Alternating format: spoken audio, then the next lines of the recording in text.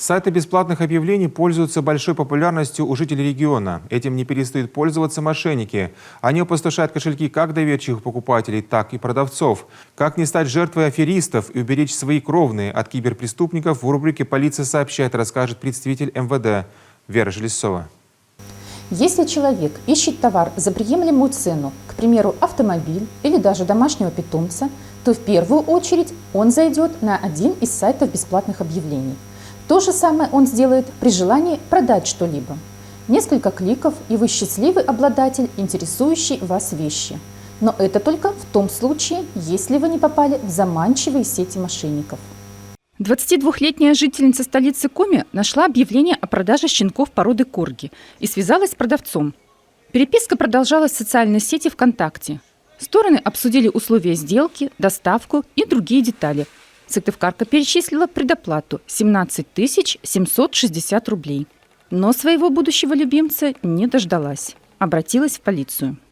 При подаче заявления девушка пояснила, что знает о различных видах мошенничества, однако думала, что с ней такого произойти не может.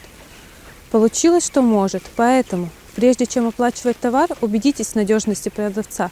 А лучше всего оплачивайте товар только после его получения. Обозначив такие условия продавцу, вы можете не получить необходимый вам товар, зато сохраните ваши деньги. Своих сбережений лишилась и жительница Усинска. 22-летней девушке приглянулись щенки померанского шпица. О покупке представителя именно этой породы она договорилась с продавцом на сайте бесплатных объявлений. Тот прислал по электронной почте ссылку для оплаты.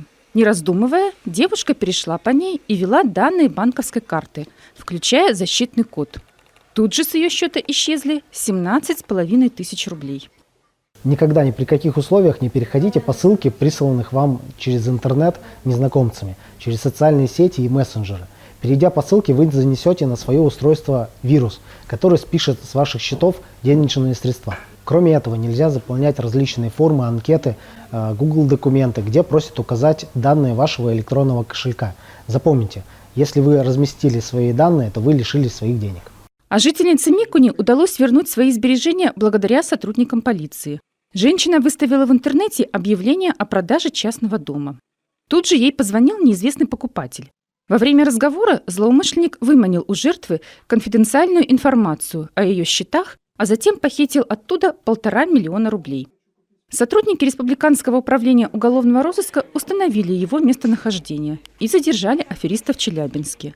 Позже он возместил причиненный ущерб. Дело передали в суд. При интернет-покупках соблюдайте осторожность. Платите за товар только после получения и осмотра. Не доверяйте незнакомцам, которые под самыми различными предлогами пытаются войти к вам в доверие. Не спешите переводить деньги на сомнительные счета, а при малейших подозрениях откажитесь от покупки. Никогда не давайте посторонним людям данные своих банковских карт. Их должен знать только владелец и никто иной.